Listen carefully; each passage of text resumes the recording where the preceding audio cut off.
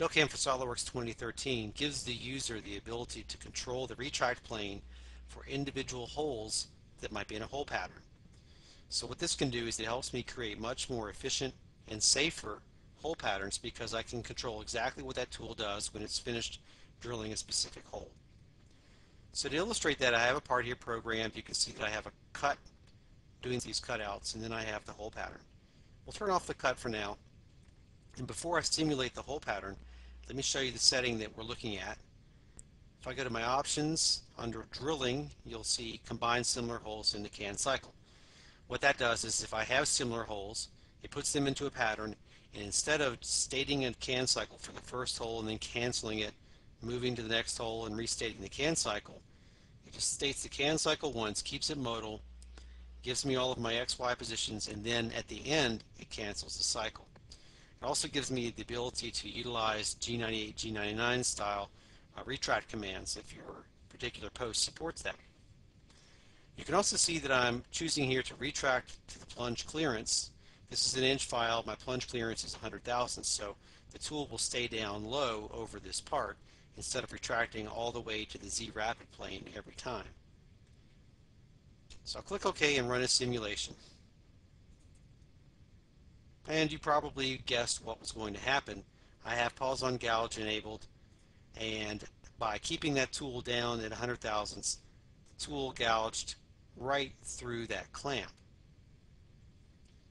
So I keep playing this, and it plows through the next clamp. So what I could do, and this is what I could have done in the older versions of DFS, is I could just tell it to retract to the Z rapid plane every time. And it would come up to a safe level above these clamps. But really what would be more efficient is if I could have the tool go to the Z rapid plane after this hole to clear that clamp and then stay down. There's no need for that large retract in this area. And then take a large retract over the next clamp and so on. If I show you this in centerline simulation, again you can see what's happening here. The tools are staying down at that R plane and going right through my clamps. Okay, so I'm going to take a look at the op list. And in prior versions, you would notice this on the op list. You would see spot drill 10 times, drill 10 times, counterbore 10 times. And you really had no individual control over what those particular instances did. Well, now if you go to the results window here at the bottom and then look at the op list, you see that you have each hole listed independently, and you can control what each hole does. So if I think about this a little bit, I want to retract to the Z rapid plane after the first hole, and that's the way to think about this. Click on the hole. This is what it's going to do after the hole is drilled. So I want this hole to retract to the Z rapid plane instead of the plunge clearance. And it says set all operations for this hole to the same retract level. So in this case I have spot drill, drill, counterbores and milling routines. That doesn't really qualify. But if I had tap or anything like that, they would all of these instances would do the same thing. So you see when I hit OK, this increases to a longer arrow indicating the Z rapid plane, and you can see that the accompanying drill does the same thing. So then it drills 3 holes. After that third hole, I want it to retract to the Z rapid plane again.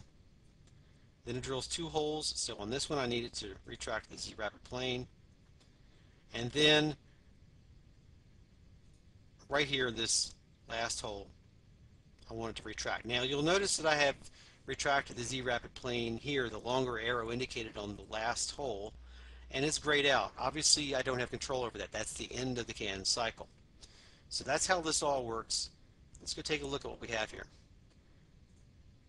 We're on the centerline simulation, and you can see every tool hopping over the clamp, staying down, hopping over the next clamp. This higher retract here going straight across, that's my counterbore, that's the milling operation. So the drill operations are behaving exactly the way I want them to. So now I can run the 3D simulation to see the final result.